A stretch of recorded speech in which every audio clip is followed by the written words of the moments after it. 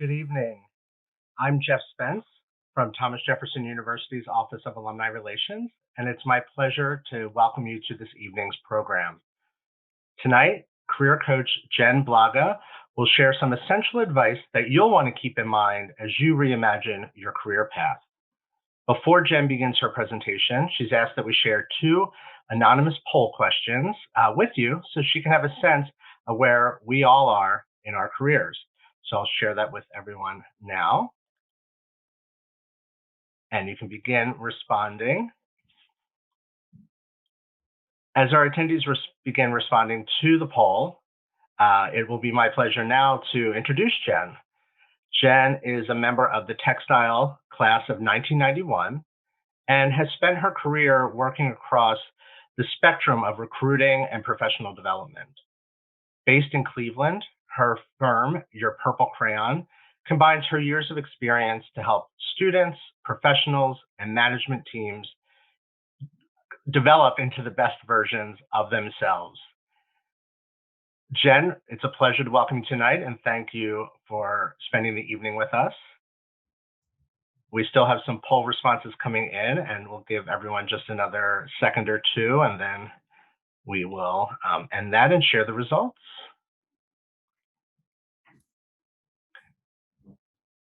All right, it looks like most people have responded, so let's share those results. And Jen, I don't know if you can see, but it looks like the majority of folks attending this evening are employed but looking to redirect their career. And most folks are working in healthcare, followed by academia and education, and design and manufacturing. So we'll let you take it from there. And thank you all again for attending this evening. Fantastic. Thank you so much, Jeff. Thank you, everyone, for joining me after hours. I greatly appreciate it.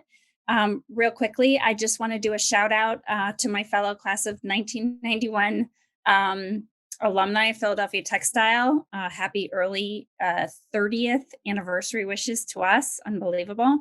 And another quick shout out to Denisha Peak, who interestingly was one of my students at Cleveland Marshall College of Law, who has, in this very small world, landed as Director of Special Gifts at Thomas Jefferson University. And she was kind enough to connect me with Jeff and his folks and give me the opportunity to present.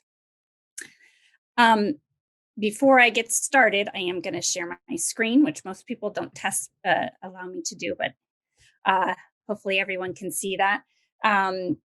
I have spoken a lot throughout the pandemic, and one of the things I have started off with is a quote from a gentleman named Warren Wiersbe, who is a writer, speaker, and clergyman.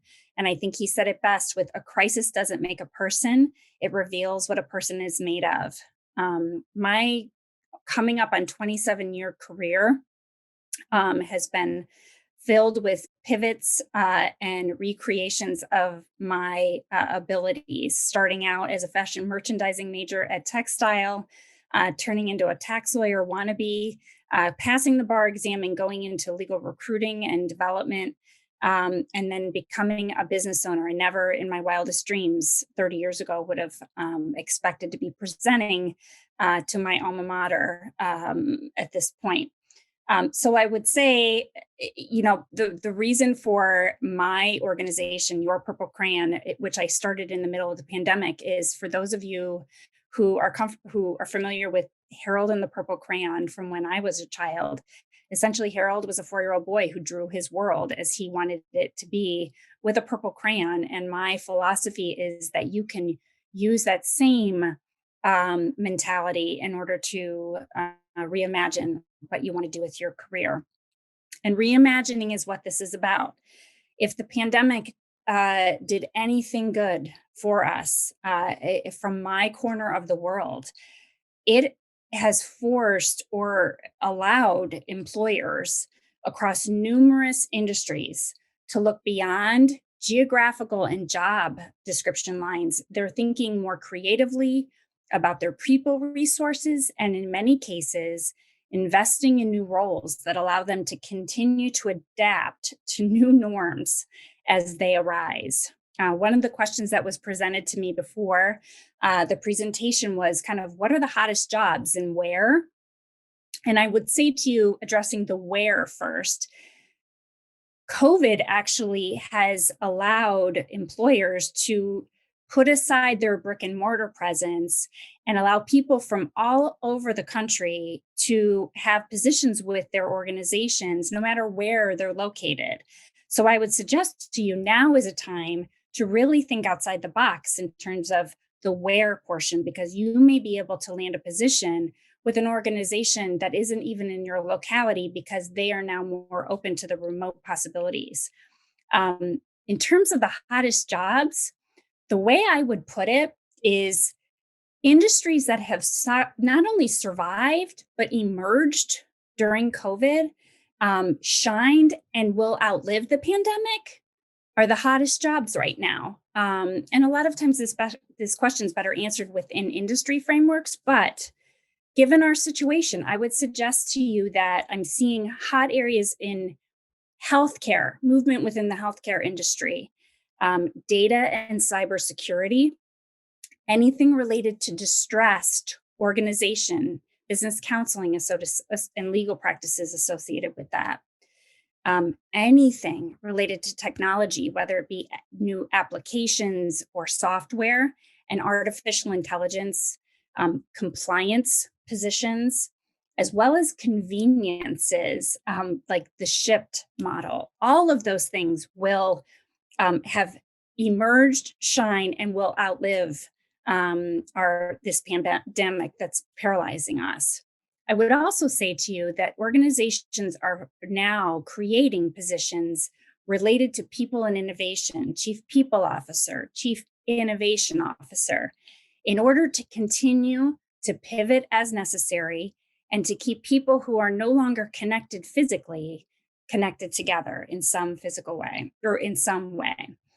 So hopefully that's helpful. And I will tell you, my resume, which has all the components of the recruiting, career coach, executive search, in-house, and now business owner. It is one of many examples of reimagining as you go. And as unintentional as my path was, the habits and the behaviors were very intentional to create the path that I have been on. Okay. So here's what we're going to cover today. I'm going to go over some relatively big buckets with lots of information and tips within. I want to talk about preparing for your job search or promotion, getting you ready for those things, what goes into your presentation, and all the new buckets, including social media, that are important with that, and the process and how to get through it, tips and tricks. And a few bonus tips as well in dealing with and working with career coaches as well as recruiters. So let's get started. It is all about the prep. All through the process, you want to do your homework. I once had, when I started my business, I mentioned to somebody how lucky I felt that it had been going so well. And she said to me that there is no such thing as luck. It's your preparation. And then you were presented with an opportunity that was coupled together, that went together for your success. And I'm really beginning to believe that. But your homework is internal as well as external. Internally, you want to know your purpose. Why are you looking to make the change? Outside of the obvious, if you're unemployed, which of course you're going to be looking for a new role, maybe you're not challenged. Maybe you don't have enough promotion or earning potential or growth potential, or you're looking to relocate. You need to truly do some soul searching. What do you want in your new position? What are your areas you're willing to give a little? What are deal breakers for you? You want to get comfortable with all of those things inside of you, because it's the unique story that you're going to continue to tell as you move forward through your job search. That's the primary piece internally. What is your pitch? What do you bring to the table? Why should they promote or hire you? And not just you, but you instead of others who may have applied for the job. I encourage you to challenge yourself. Think proactively. Put yourself in the new position. How are you spending your first 90 days? How are you going to educate yourself about the people and the environment that you're now in? And how are you going to tackle that position in those first 3 months. Practice that, because the more it becomes the regular part of what you're saying, the more credibility and trust you will build quickly in an interview with an employer. And then, of course, you have to do your homework on your prospective employer. And I would suggest to you that you do as much homework, if not more, in the prep stage, even before you apply, than you do at the interview process, which also should be extensive. You want to research the companies you're applying to, Google them, look up employee profiles to get a sense of the type of people they hire and the qualifications those people have who are currently working there. Make sure you know the job that you're applying for and you're qualified for that job. Because if you fall short of those qualifications, you need to provide creative reasons in your cover letter and in an interview of why your experience is suitable for that particular job. Presentation. In person, over video, on the phone, email, text, social media. The bucket continues to get larger. So let's start with the bare bones basics with your application. Your application, whether you're applying for a new job, new organization, promotion, you want to tailor all the information you provide specific to that position. There's so many new online portals now that when you apply electronically, many times that online mechanism, the software behind the program, is matching buzzwords in the posting that you're applying to hits in your cover letter and resume and matching them to see how many hits you get. So you really want to be specific about how your qualifications are tailored for that position. And you absolutely want it to be error-free. It's your first and only chance to make a first impression in writing to this particular employer. Please have a second set of eyes or third set of eyes review it. And I would strongly tell you that you shouldn't pay somebody to review, revise, or redo your resume. You have so many options, be it in your own networks if you really dug, or even at your alma maters with the career services offices. People are willing to help you out and look things over without you paying a fee. If you have just graduated from college or grad school, I firmly believe that you should somehow still be able to keep your resume down to one page. Beyond that, if you've worked at all, still try to keep it to 2 pages, because the myth out there about recruiters only spending 30 seconds on your resume is actually very true, given the hundreds that we get sometimes every week, maybe every day, depending on the volume shop you work for.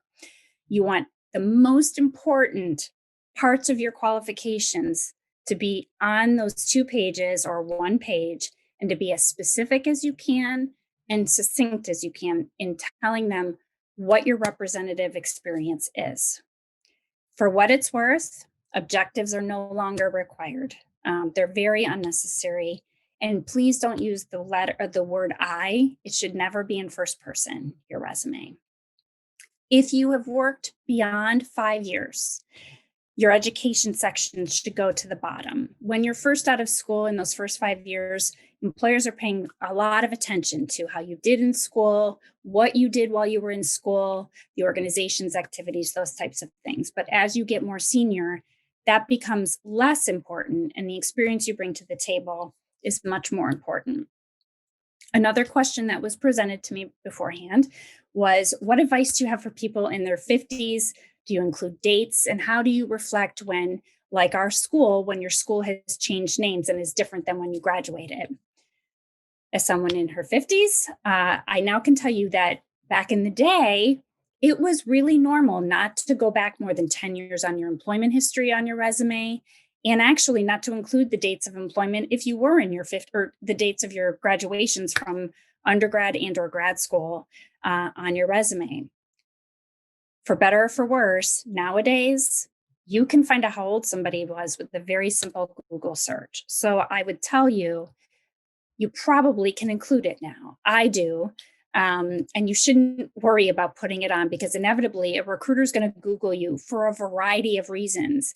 And one thing that will come up likely is a profile of somebody who has gathered information, and your age will be there. So I would include them. You will get different philosophies if you ask different people. For our school, my opinion is that you should include on your resume the name of the school who gave you your degree, what is on your diploma. So for me, it says Philadelphia College of Textiles and Science. And then in a parenthetical, it says now known as NKA Thomas Jefferson University. That is my preference. It recognizes the school that gave you your degree, but recognizes also the change that has occurred. In a cover letter, when you're presenting your materials, I would explain things like gaps in employment, why you're relocating if you are, and tell them why your qualifications benefit them, not how your career will be benefited by working there. Another question that had come up that's in this bucket is somebody who has been home for several years with their children. And I'm seeing more and more folks, particularly in my age bracket, who are staying home with elderly or sick parents. My theory is you should put it in a cover letter. You have been home for the past several years, taking care of your family, managing your household. And in the event you have done things related to those school activities, volunteer work, whatever, those are all important things. You should also feel free to discuss those if asked in an interview. There is definitely camps of employers still who will not be interested in spending the time, energy, or money to get someone back up to speed after several years of being out of the workforce. But there is a progressively growing number of employers who are willing to put the time and energy into somebody who is self-motivated to get up to speed quickly. And particularly for women who have been home with their families, their young families, there is a growing number of research you can look through of female-friendly environments that are very open to folks who have taken some time home with their families. You do want to make sure, last piece in the application, that you highlight recent. And in my opinion, recent is the past 5 years, because anything beyond that gets a little too dated. But you want to talk about community and volunteer activities, any writing or speaking that you've done, leadership roles that you have had, active academic or professional organizations. And you only want to include those that you truly were an active member. This is particular for entry level, where if you highlight something that you were a part of, a group organization, but if you really didn't do anything with those, you have to be careful, because if they ask you to comment about it, you want to be able to talk about what your contribution was. Social media, the presentation on social media. 20 years ago, this wasn't even a category on any of my presentations, but I will tell you now, it is the bane of a recruiter's existence. My number one advice for all levels of entry level students, it's still in college, up through seasoned veteran professionals. Google yourself. You may be surprised what you see. You want to kind of get a sense of what your hit history looked like. Anything that comes up related to that's on public record about your personal life. You want to make sure you are aware, because I will tell you, a recruiter is Googling you for a variety of reasons, looking for the good and looking for the bad. And you want to make sure that you're paying attention to your online presence. It does matter. I would suggest that you make all of your social media private. Facebook, Instagram, Twitter. There is no reason an employer needs to be poking around on your posts. But I would suggest that you keep your posts and your photos appropriate. But again, I would encourage you to make those things private. I would caution you about posting controversial subjects or posting or commenting on controversial subjects during a job search, unless you are willing to forego opportunities with employers who don't align with your belief, which is just totally understandable, but just be aware. And I would encourage you not to connect with interviewers or professional acquaintances on Facebook or Instagram. If you connect on LinkedIn, please send a message if it's somebody you don't know, with either the common connection that you share in another person or the reason you want to connect. Be it, thank you so much for your time today if you had an interview, I hope our paths cross again down the road. Something, but some message acknowledging why you're trying to connect. The interview. Presentation in the interview. First of all, we celebrate the interview. We celebrate the small stuff in recruiting world. It's a big deal in this job market. And now we're back to doing your homework, right? Because your presentation in the interview will reflect what homework you've done. It'll be obvious to them what homework you've done. So you want to look at the company and the business profile, just a snapshot in it, to be conversational about it. Look up your interviewers. And if you aren't told the interviewers in advance, ask for them in advance so you can look up those folks.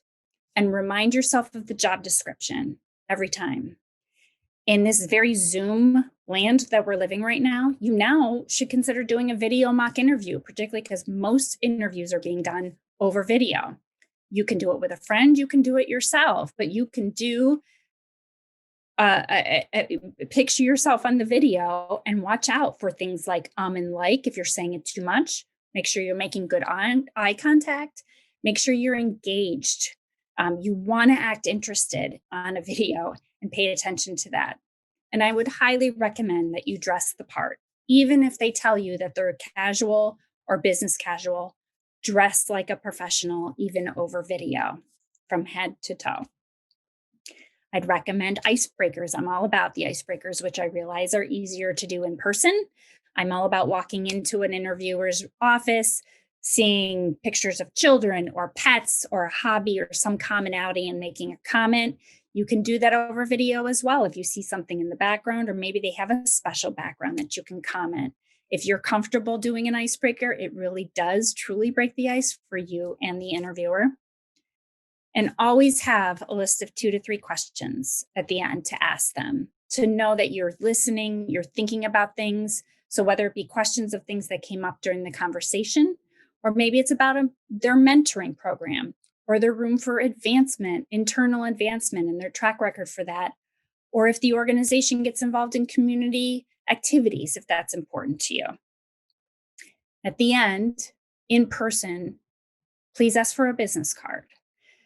You can then send your thank you note. Over video or phone, ask for any information that you don't currently have, be it their email address, their title, the correct spelling of their last name, and then send that thank you note within 24 hours. I still get tickled pink with hard copy emails, and because of my former students know that I like them, I still do get them in the mail. They go a long way. But email is perfectly fine now. Just check it and double check it and check it again, that their name is correct. You have a decent subject line, even if it's a thank you for your time, and that everything in the email is grammatically correct and professional. Your behavior during the offer, your presentation. First and foremost, if you don't get the offer, be gracious. If you're notified that you don't get it, still say thank you. And I have always encouraged, particularly my students, to say not only thank you, but I'm incredibly disappointed not to have chosen. I appreciate the chance to interview you. I'm always trying to learn from these experiences and welcome any feedback you may have on why I wasn't chosen. I give feedback to the best of my ability. Many won't.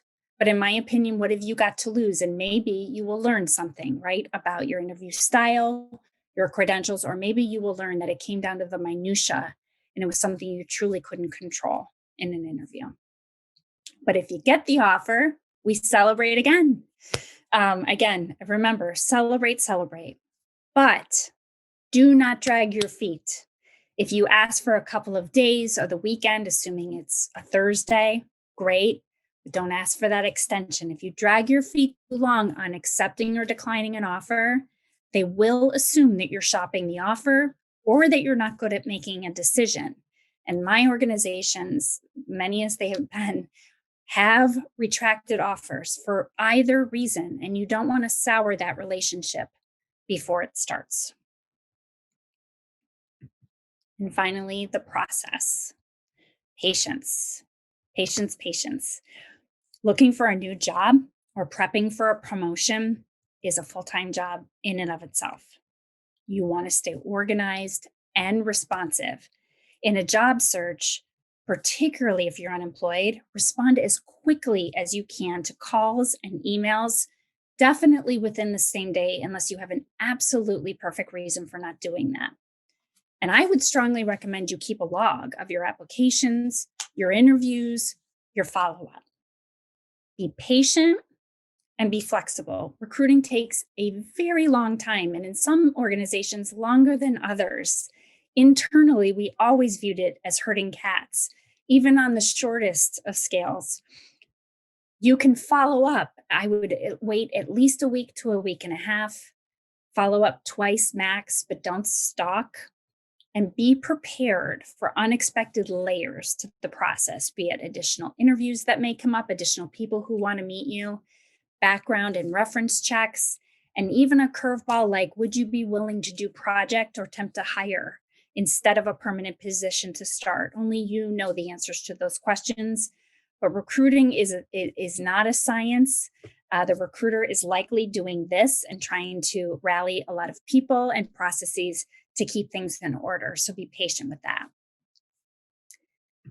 But most of all, stay out there. Be proactive. Virtual connections right now are just as important as in-person were pre-COVID. Get on LinkedIn. I'm a huge fan of LinkedIn right now, particularly in what we're going through right now. Follow companies you're interested in.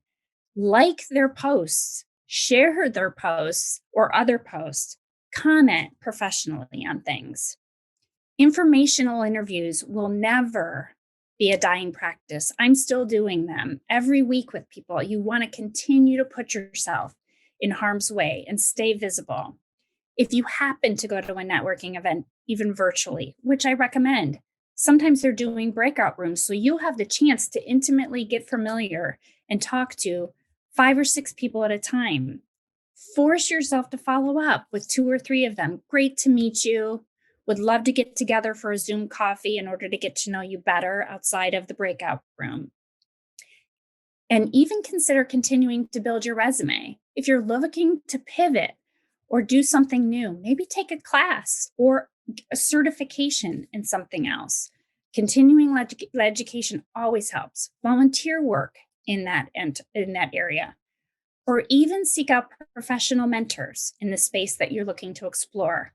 Alumni groups are great, and you never know what sources of information that your alumni at your alma maters will have of people who are in the areas that you're looking to get into.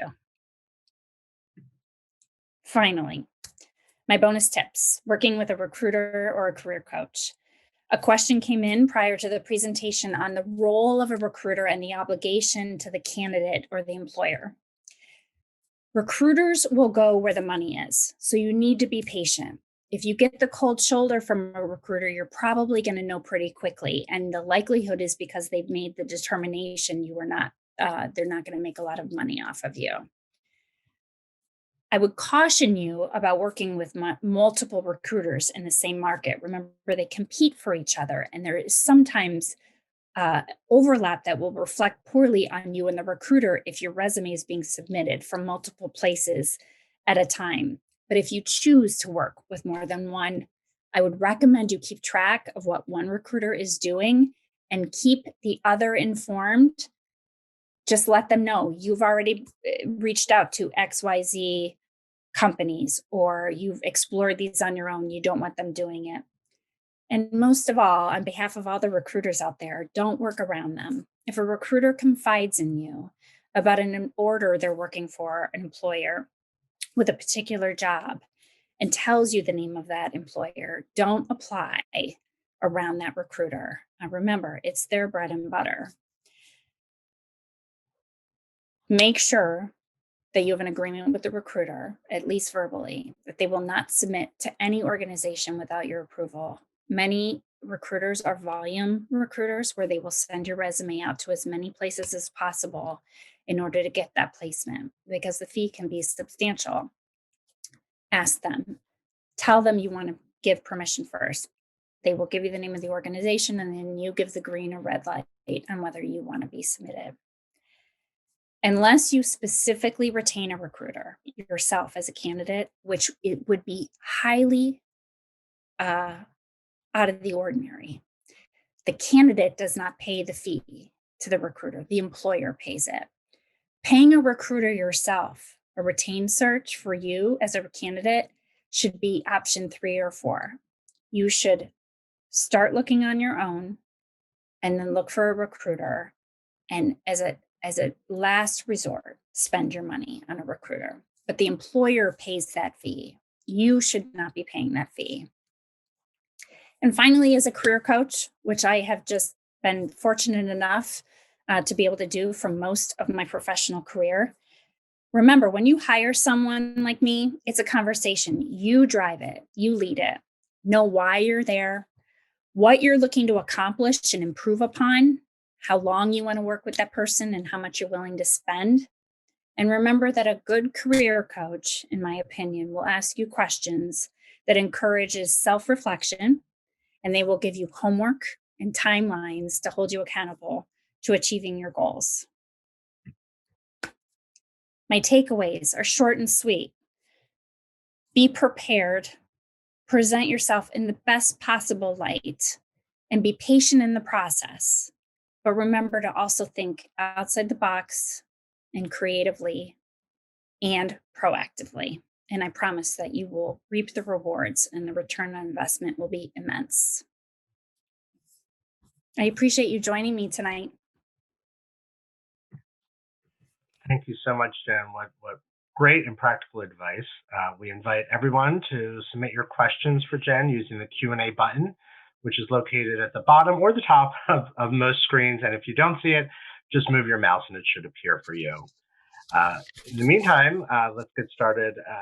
Jen, in your experience as a career coach and working with clients as a recruiter, what would you say is the most frequent misstep that job seekers make?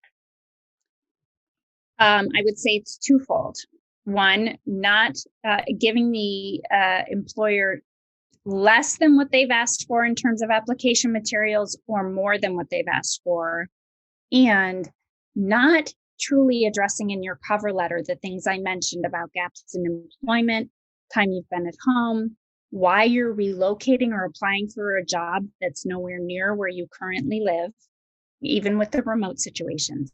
Those are the things. Anything, if you leave a recruiter with questions in his or her mind, they likely won't spend the time to reach out to you for those questions. They're going to move on to the next candidate. Absolutely. And for those job seekers who are wanting to move or advance within their own company, wanting to seek a new opportunity or professional growth, how might they approach things differently, if at all, with some of the tips that you provided tonight? Well, I think that you need to campaign for yourself is the best way to put it. And I know a lot of people don't like the campaign. You want to be savvy and ask the right questions of the right people of what's expected in that type of job. Are you at what gaps are in your own skill set and qualifications that you may be able to work on within the organization?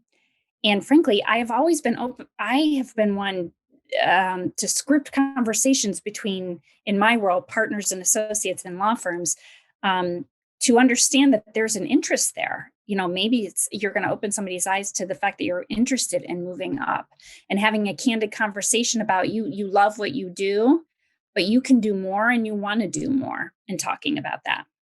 Great advice. For employers who are seeking to hire, they don't have access to securing a recruiter. Where do you think are some of the best sources out there right now to find candidates? LinkedIn is huge. LinkedIn Recruiter, which costs, I think, about on the low end, about $1,100. Huge research tool that you can help.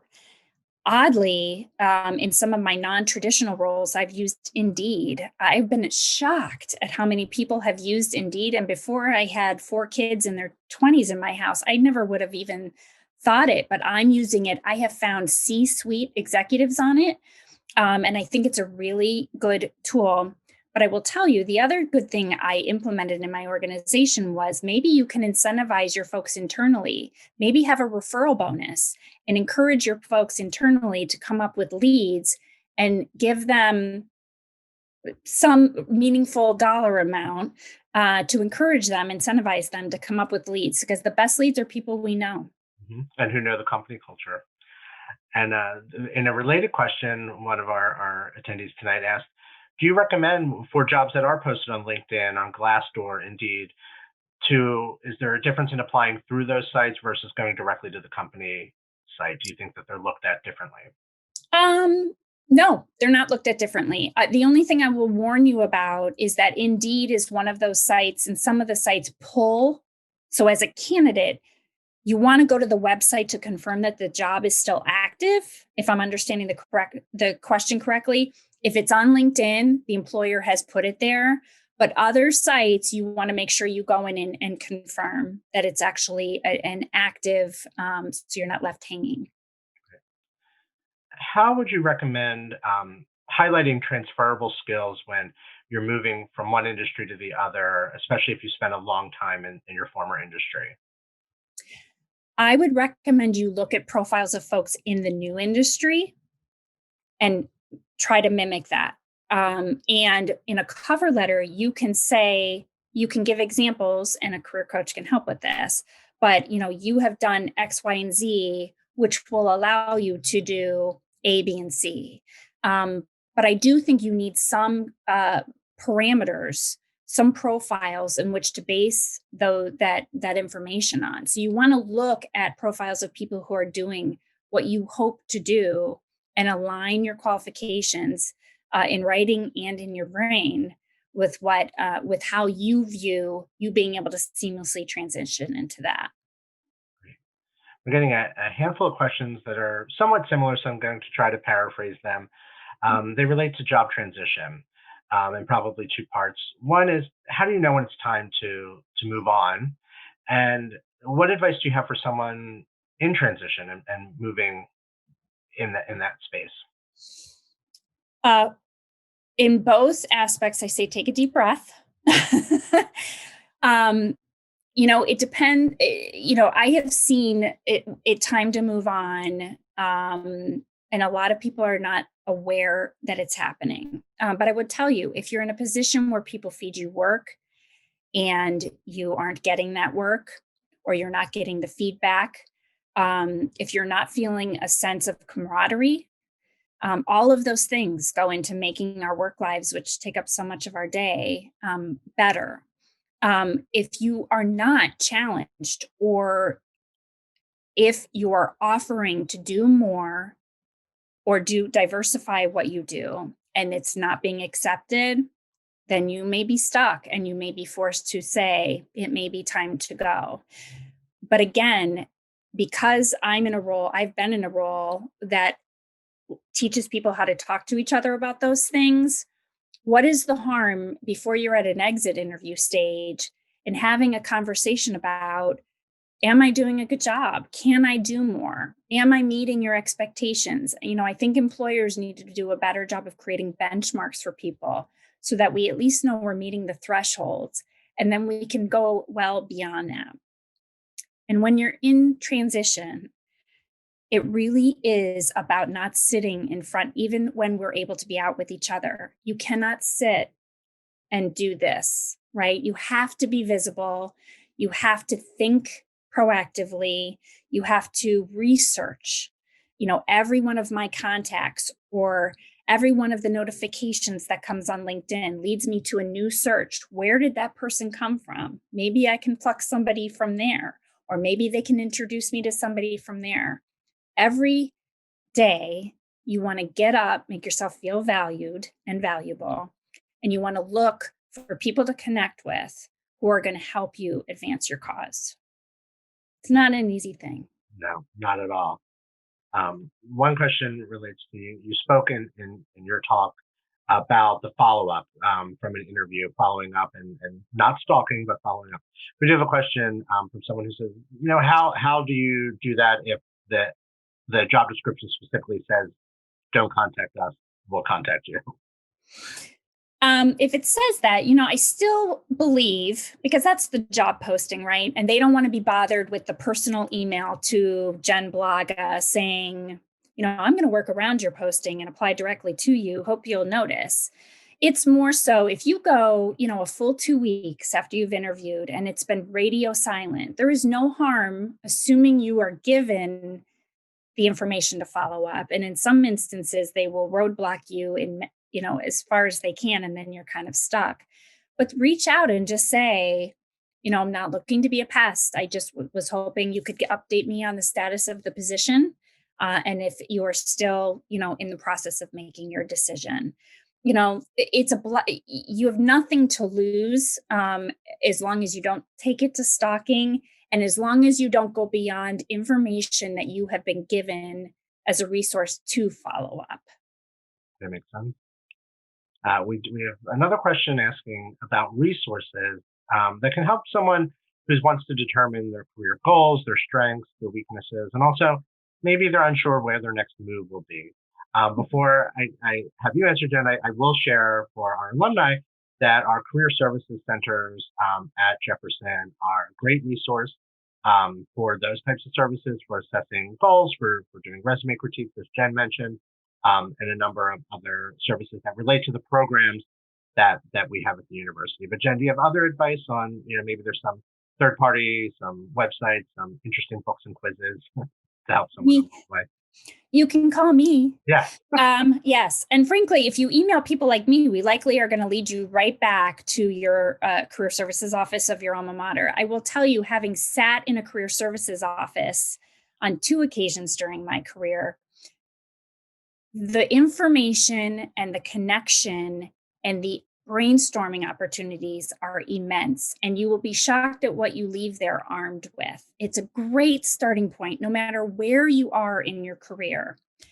But I will also say, not as a substitute, it is amazing what you can get from a Google search, for God's sakes. I mean, you put in the most basic of things to do the resources, but there are look at your own LinkedIn. You will see people connected to career coaches like me. You don't have to pay a nickel for it. There are services out there. There are books out there. There are TED Talks, particularly for my female clients, that will kind of guide you on the way you should kind of try to train your brain. YouTube is a huge resource, but I personally, knowing how helpful I think I was and how helpful I think my students and alums thought I was, your career resources at your schools are an untapped resource. You should start there. Absolutely. Another question relates to, for someone who may have taken a part-time job in the interim of a job search that maybe isn't related to the field that they're hoping to work, do you suggest that they do anything different in their resume to sort of explain that, or their cover letter? I always have created a bucket for folks like that because I have students, my law students will often have this horrible gap between taking the bar exam. They got to work at Starbucks or Panera. What an employer wants to know is that they know you had to pay your rent or your mortgage, right? So there's always a bucket you can put at the end, like above community service or activities, called other work experience. And it will show them that you didn't just sit on your laurels, frankly, and wait for that real job to come, and that you did those things. And it draws attention away from it, so it's not highlighted at the top of your resume. But I know I like to know that you did everything you could for yourself and your family during that downtime. It's happening to the best of us and the most outstanding of credentialed people. Absolutely. I think we have time for one more question, and we have some faculty members who are actually on in our audience tonight. And one of the questions relates to how they can help their students. So do you have any advice for students or anyone who's really entering the job market, looking for their first full-time job in their industry? And what are some resources? What are some things to sort of stand out in that search? Well, when as a career coach, I will tell you the most jobs, when we actually collected data, were not done by applying to a job you saw online or something. It was through connections. Faculty I reach out still to this day to my faculty at my law school for recommendations for students. They have relationships that are untapped as well. So I would say talk to each other. Don't be afraid. It's good practice for any sales related job. Ask for the business, ask for the connections. Every time you meet somebody new, thank them for their time and say, I would love it if you could introduce, do you have anyone else in your network you could introduce me to? And with faculty, particularly those who are in specialty areas, I would encourage you, and I know that they already do this at a school like Thomas Jefferson, because they did it a million years ago when I was in school. They're your relationships with employers in the community. Try to remember your students when you're out visiting them and remember them by name and mention them, or mention to your students that you met with them and have them follow up. It's constant communication, it's constant connection, it's meaningful, and it's people appreciating and being gracious about that time that they're spending together. It really does work. All of us have an unlimited amount of people in our networks that we're willing to share with others to spend a couple minutes. And even if that's not the job, it may lead you to the person who gets you the job. Wonderful advice. Jen, we're so appreciative of you and your time this evening. This has been a really, really helpful presentation. And for those of you who are attending and we're trying to take notes, we will be sharing a recording of tonight's presentation with you tomorrow in your email. As we get ready to say goodnight, we want to encourage you to expand your network and get connected in our brand new Jefferson Alumni Network at alumninetwork.jefferson.edu. In the Alumni Network, you'll be able to use our online alumni directory to find and connect with Jefferson, Textile, and Philly U alumni based on their name, class year, major, region, medical specialty, and more. So get started today and you'll be entered in our prize drawings for the next month. We also hope that you'll connect and join us at some of our upcoming alumni webinars. A few to highlight.